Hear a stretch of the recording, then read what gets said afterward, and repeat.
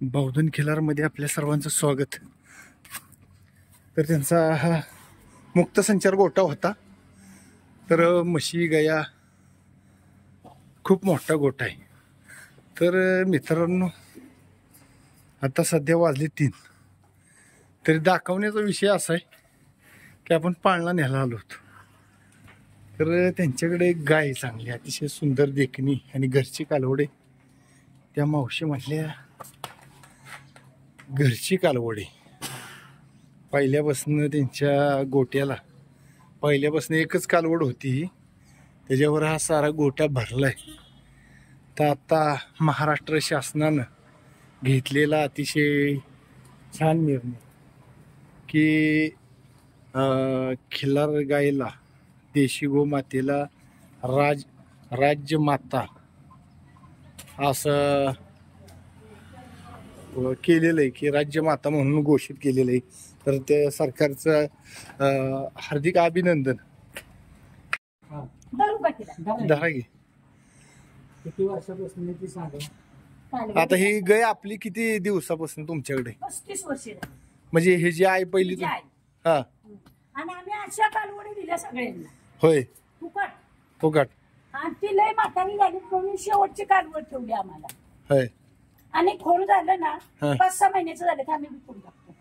पण एक एवढा गोठा भरलाय त्यासाठी एक गाय पाहिजेच। आणि तुम्ही पाळली हिंदू धर्मात सर्वांनाच पाळली गाय। हा पाहिजे 14 गोठ्यात। आणि आता राज्य शासनानं एक राजमाता म्हणून जाहीर केलंय खिलार गायला। तर तुमचं मत काय त्याबद्दल? चांगली हो। आणि 1500 रुपये काहीतरी अनुदान येणार आहे वर्षाला का महिन्याला अजून ठरलं नाही, पण लवकरच त्याचा निर्णय लागेल। हो नाही हाय की चांगलंच आहे। तरी आपण सांभाळली काय त्यांच्या आश्वासनावर नाही सांभाळली आपण आतापर्यंत। 35 वर्ष झालं देशी गाय आणि 35 वर्ष झालं गोठा आहे आमचा। होय। पहिली गाय कधी आणली, कुठून आणलेली गाय? तुम्हाला सांगते वरच्या कोंडवलीत आणली होती। बर। पोरगा माझा 10 वर्षाचा होता तेव्हा। देशी गाय गाय आता तो इरिटेशनला लागलाय। तुमच्या मुलाचं नाव सांगा। शिवाजी मनोहर थोरवे। मनोहर थोरवे। तर तवा आणली गाय, मग तवापासून तुम्ही गाय हाय केवढ्याला आणली होती? 250 रुपयाला गाय। 250 रुपयाला गाय आणली? 250 रुपयाला कालवड आणली होती। होय।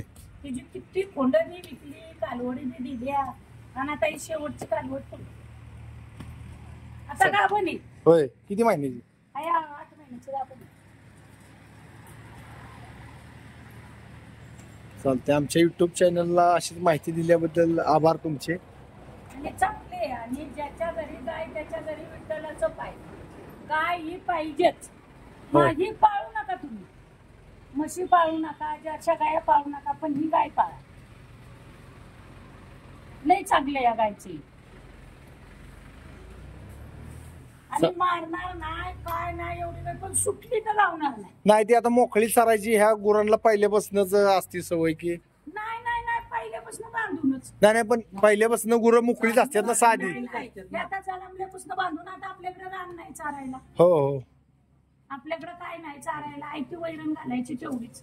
पण शक्यतो ह्या गुरांना मोकळं असलं तेवढं चांगलं असतं तेवढं। पण मोकळं न्यायचं कुठं? आता राहणं राहिली ना का डोंगर आहे आपल्याला।